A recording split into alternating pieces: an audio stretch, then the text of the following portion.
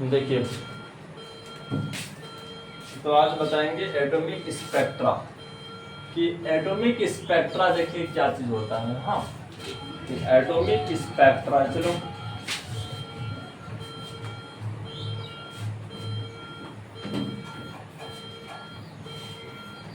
देखिए atomic spectra क्या चीज होता है कि अगर किसी एटॉमिक गैस को, तो बात को समझ रहा है। हाँ, अगर किसी एटॉमिक गैस को अगर लो प्रेशर पर रखेंगे, लो प्रेशर पर देख लीजिए कि इसमें जो एटॉमिक गैस है, तो मान के चलो हीलियम गैस है, हाइड्रोजन गैस है, कोई भी गैस हो सकता है, और ये पूरा लो प्रेशर पर है। यहाँ पे हीलियम गैस हो सकता है या तो हाइड्रोजन गैस, कुछ भी हो सकता है, देख लीजिए। और ये जो गैस है लो प्रेशर पर है, समझना किस प्रेशर पर, लो प्रेशर पर है, बहुत कम प्रेशर पर है।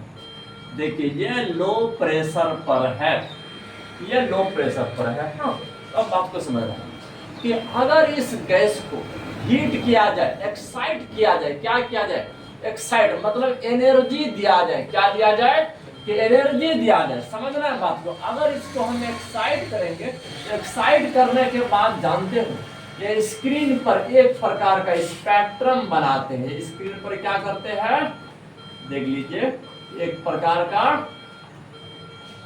स्पेक्ट्रम बनाते हैं, एक प्रकार का स्पेक्ट्रम बनाते। याद रखना है कि यदि किसी एटॉमिक गैस को समझना है, तुम एक्साइट करते हो वेरी लो प्रेशर पर, तो ये क्या करेगा बोल दीजिए, ये स्क्रीन पर एक प्रकार का स्पेक्ट्रम बनाएगा। क्या बनाएगा, स्पेक्ट्रम बनाएगा, जो कि हर एलिमेंट का जानते हो वो खास स्पेक्ट्रम होता है। जैसे हम लोग का जो फिंगरप्रिंट होता है ना रे, इसी तरह से हर एलिमेंट का अपना अपना स्पेक्ट्रम होता है। कि अगर कोई न्यू गैस का अगर खोज हो रहा है, तो सबसे पहले उसका स्पेक्ट्रम बनाया जाएगा।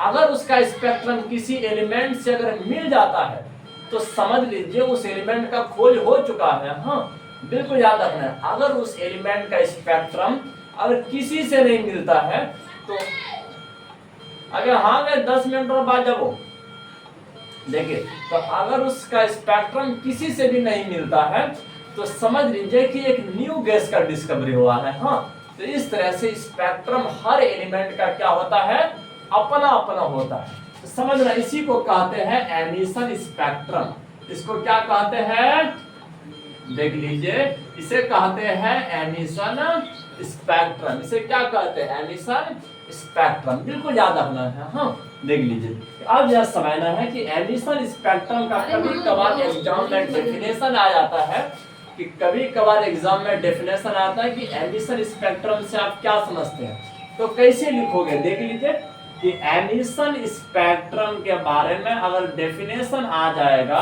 कि एमिशन स्पेक्ट्रम किसे कहते हैं, तो इसका डेफिनेशन जानते हो कि अगर एटॉमिक चैप्टर अगर क्वेश्चन एंट्री लिया तो इस तरह के डेफिनेशन से मुलाकात होगा। हाँ, इसीलिए एकदम सतर्क रहना है हर डेफिनेशन को लेकर के। देख लीजिए, तो व्हेन एन एटॉमिक गैस लिख देते हैं, देख लीजिए, व्हेन एन एटॉमिक गैस, समझना है कि जब एक एटॉमिक गैस को, देखिए, when atomic gas is excited, याद रखना है कि अगर इसको एक्साइट किया जाता है, इसमें एनर्जी डाला जाता है, याद रखना है कि एट वेरी लो प्रेशर, देख लीजिए किस प्रेशर पर, एट वेरी लो प्रेशर, बहुत कम प्रेशर पर अगर तुम एक्साइट करोगे, देख लीजिए, एट वेरी लो प्रेशर, अगर बहुत कम प्रेशर पर अगर एक्साइट करते हो तो याद रखना है then it emit a radiation, क्या कर स्पेक्ट्रम ऑफ रेडिएशन, तब ये क्या करेंगे, एक प्रकार का स्पेक्ट्रम बनाएंगे। क्या बनाएंगे,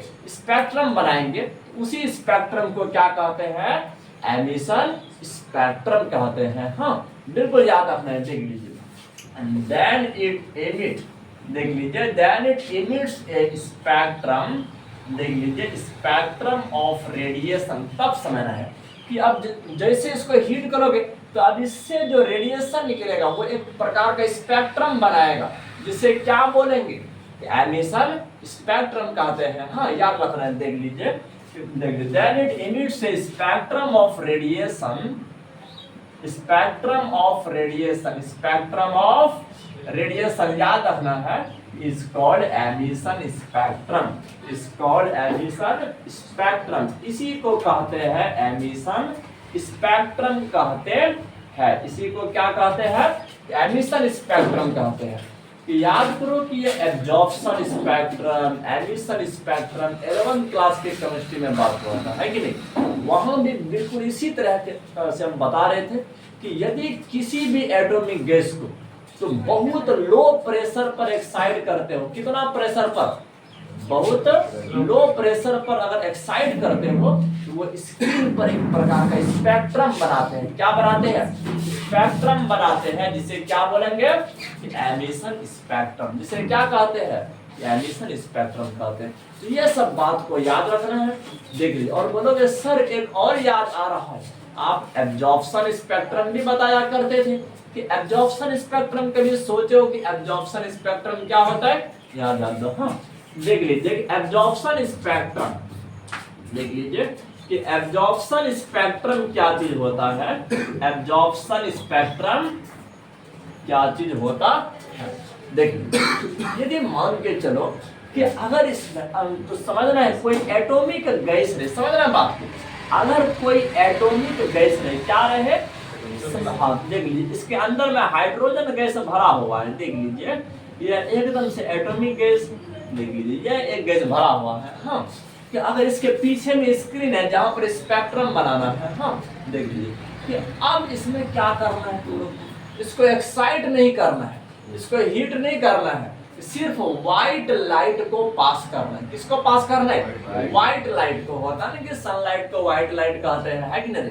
अगर उसको किसी प्रिज्म से होकर पास किया जाए तो 7 कंपोनेंट कलर में डिवाइड हो जाते हैं। तो समझना जिसको हम लोग कि कंटिन्यूअस स्पेक्ट्रम बोल रहे थे कि क्योंकि हमारे न्यूटन ने बताया था कि हर कलर दूसरे कलर के साथ मर्ज होता है, तो मतलब कि कोई डिफरेंट सेपरेशन नहीं होता, बाउंड्री नहीं होता है, तो उसका नाम कंटिन्यूअस स्पेक्ट्रम बता रहे हो। अब यहाँ समझना है कि अगर किसी भी एटॉमिक गैस में अगर तुम व्हाइट लाइट पास करते हो, कौन सा लाइट?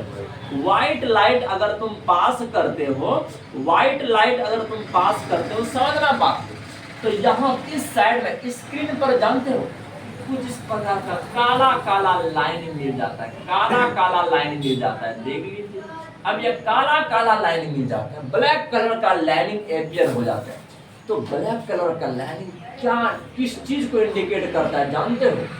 कि समझना आपको कुछ वेवलेंथ वाले लाइट को ये एटम क्या कर रहा है? एब्जॉर्ब कर रहा है, उसको इमिट नहीं कर रहा है, उसको इमिट नहीं कर रहा है। याद रखना, क्या रखना है? हाँ देखिए मतलब ये ब्लैक लाइन यही आपको सिंबलाइज कर रहा है कि कुछ स्पेसिफिक वेवलेंथ वाले लाइट को क्या कर रहा है? ये एटॉमिक गैस एब्जॉर्ब कर रहा है। मतलब कि अगर कोई भी ऑब्जेक्ट लाइट को एब्जॉर्ब करे और उसको इमिट ना करे तो उसका कलर कैसा होगा? ब्लैक कलर का होगा। होगा कि नहीं? बिल्कुल ये सब बात तो हम पुराना जमाना में बताते थे, है कि नहीं? तो बिल्कुल उसी तरह से अगर इस एटॉमिक गैस से अगर तुम व्हाइट लाइट पास करते हो तो कुछ ब्लैक कलर का लाइनिंग दिखाई दे रहा है। अरे सर यहाँ तो आपका ब्लू कलर है। अब ये जो ब्लैक कलर का जो लाइनिंग दिखाई दे रहा है इसका मतलब क्या हुआ? इस जगह समझना जो रेडिएशन आने वाला था उसको एब्जॉर्ब कर लिया गया है, एब्जॉर्ब कर लिया गया है। तो अब देख लीजिए इस प्रकार अब ये जो काला वाला लाइन का एक खास पैटर्न बन जाता है, खास पैटर्न बन जाता है। इसी पैटर्न को कहते हैं एब्जॉर्प्शन स्पेक्ट्रम। इसी को क्या कहते हैं? कि एब्जॉर्प्शन स्पेक्ट्रम कहते हैं, एब्जॉर्प्शन स्पेक्ट्रम कहते हैं। देख लीजिए हाँ तो समझ, इसको तुम लाइन स्पेक्ट्रा भी बोल सकते हो, इसको तुम लाइन स्पेक्ट्रा भी बोल सकते हो।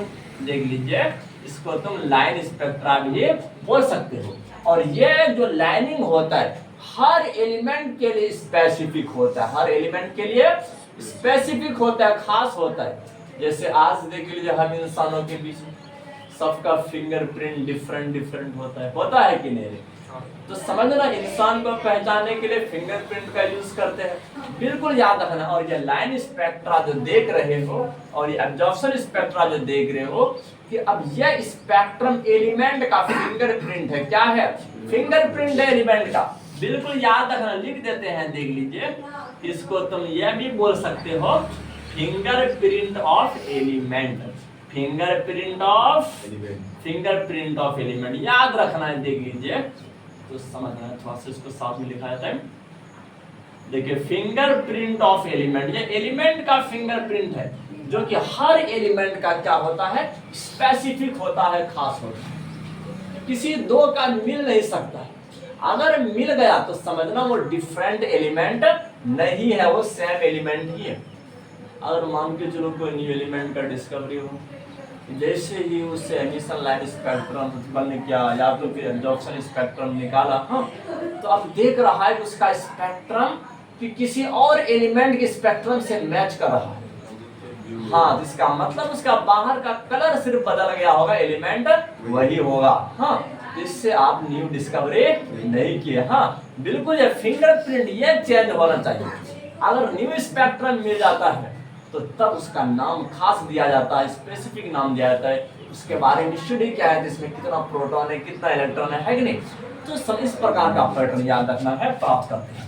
इसी को कहते हैं हम लोग एब्जॉर्प्शन स्पेक्ट्रम। तो अब थोड़ा सा इसका डेफिनेशन भी लिख देते हैं, देख लीजिए इसका थोड़ा सा डेफिनेशन भी लिख देते हैं, देखिए पास कर देते हैं, देख लीजिए। हाँ, तो समझना है कि व्हेन व्हाइट लाइट लिख देते हैं, देख लीजिए व्हेन व्हाइट लाइट, जब एक श्वेत प्रकाश, व्हेन व्हाइट लाइट याद रखना है, pass through an atomic gas, तो pass through an atomic gas, अगर किसी तो समझ, अगर कोई एटॉमिक गैस से अगर तुम पास कर रहे हो, किस लाइट को, व्हाइट लाइट को अगर तुम पास कर रहे हो, तो याद रखना है थ्रू एन एटॉमिक गैस से अगर तुम पास कर रहे हो, कि किस गैस से पास कर रहे हो, एटॉमिक गैस से पास कर रहे हो, याद रखना है देन सम ब्लैक लाइनिंग, देखिए देन सम ब्लैक लाइनिंग,